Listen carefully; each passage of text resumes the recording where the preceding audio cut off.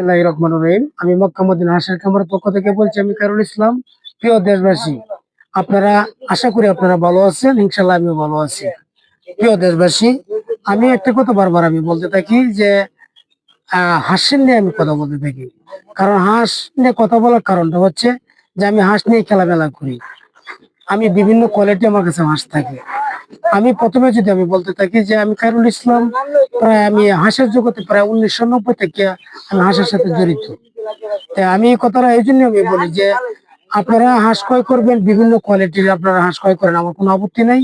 কিন্তু আমি আপনার কাছে বলবো যে আপনারা একটা বিজ্ঞ খামারের কাছ থেকে যেন হাঁসটা আপনারা ক্রয় করেন। প্রিয় দেশবাসী, আমরা জিরো থেকে শুরু করে আমরা তুষ এবং পাইকেল পদ্ধতিতে আমরা বাচ্চা ফোটায় থাকি। আমাদের এখানে সর্বদান যে সর্বক্ষণেই যে বিভিন্ন কোয়ালিটির হাঁস এবং হাঁসের বাচ্চা আমাদের কাছে পাওয়া যায়। কারণ আমরা সারা বছর আমরা হাঁসের বাচ্চা আমরা ফোটাই।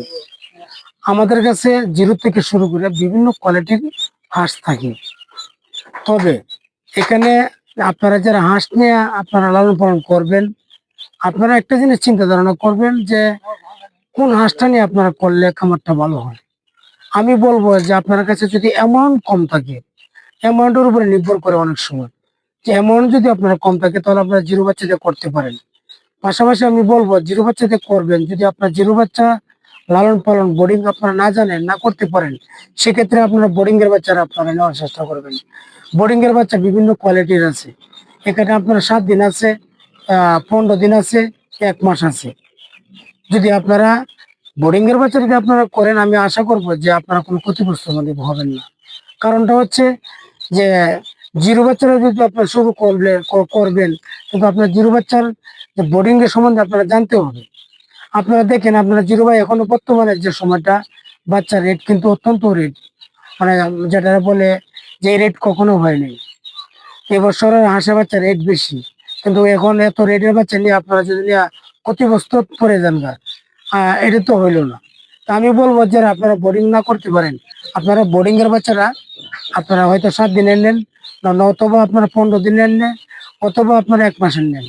আপনারা ওই কোয়ালিটির হাঁস নিয়ে আপনারা নিতে পারেন। পাশাপাশি আমি বলবো যে আপনারা বোর্ডিং তো কয়েক জাতের আছে, পাশাপাশি আপনার জিরোটাও আছে। পাশাপাশি থাকবে আপনার ডিম সিডেন্ডা, যেটা যে একটা দুইটা ডিম আইতাছে এরকম ধরনের হাঁস আছে। পাশাপাশি আমি বলবো যে রানিং ডিম, রানিং ডিম 70-75% বর্তমানে ডিম আছে, যে এগুলো আপনারা নিতে পারেন। আমি বলবো যে এখন বর্তমানে যে বাংলাদেশের, আমি সারা বাংলাদেশে মিলাই যদি আমি একখানা যে আমি হিসাব করি যে 80% বা সারা বাংলাদেশে 80% খামার আবদ্ধ অবস্থায় লালন পালন করা হচ্ছে। কারণ এখন যে সময়টা, এখন সময়টা হলো ধানের সময়। তো কাল, বিল, পুকুরের মাধ্যমে ছাড়া যায়। আমি বলি যে সবসময় আমরা বলতে থাকি যে আমাদের নেত্রকোনা জেলা এটা হলো হাওড় এলাকা, কিন্তু যদি বা হাওড় এলাকা, কিন্তু এখন কিন্তু আবদ্ধ অবস্থা। কিন্তু হাওড়ে কিন্তু হাওড় না, হাওড়ে কিন্তু ধান লাগাই রয়েছে। কিন্তু এখন হয়তো কালে না, বিলে, নদীর এরকম জায়গার মাধ্যমে হাঁস লালন পালন করা হচ্ছে, সেটারে বলি আপনার আবদ্ধ।